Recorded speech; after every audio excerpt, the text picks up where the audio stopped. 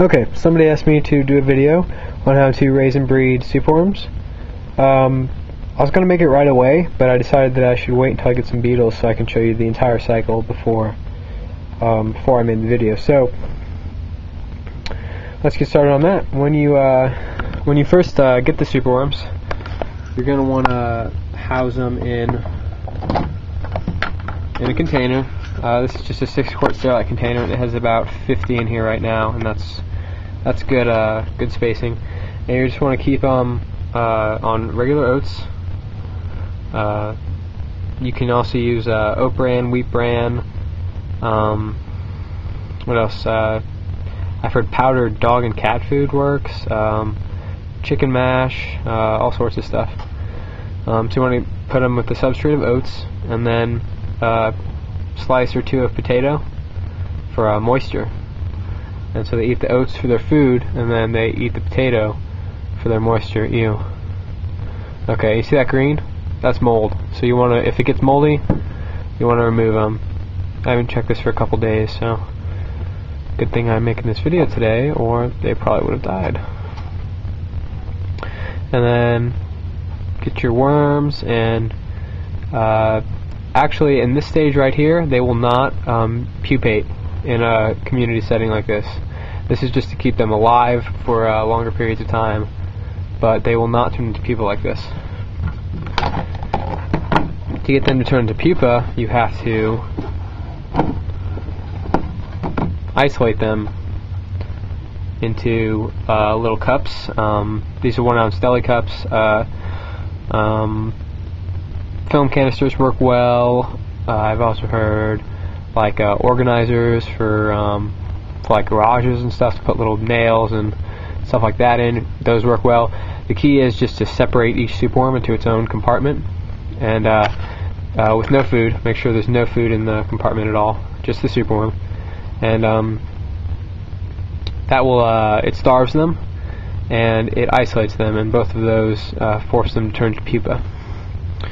After a little while, they curl up like this,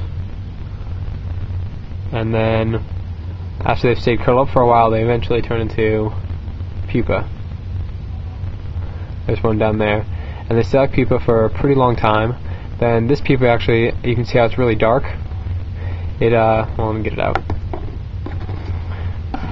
Their body should be a uniform tan.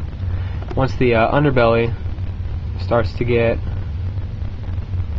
there you go, starts to get darker like that, that's when you know that it's about to turn into a beetle fairly soon.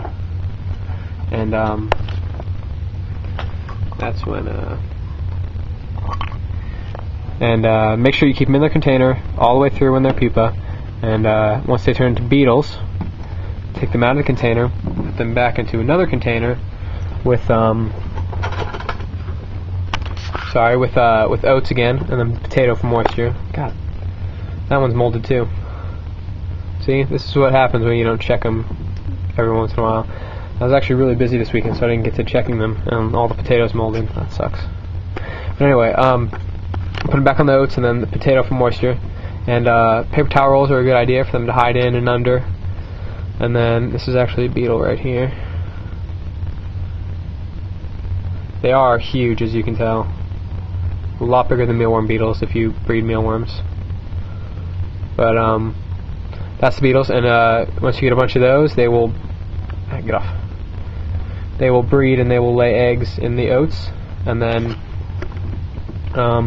those will hatch and they'll be really tiny, and they'll eventually grow back into more superworms that you can feed and raise back up to make more superworms. So that's how I do it.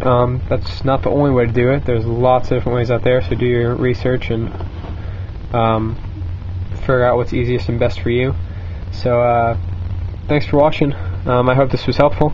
If any of the information that I gave in this video you think is false or needs to be changed or anything like that, just leave a comment or send me a message, and I will get that changed as soon as possible.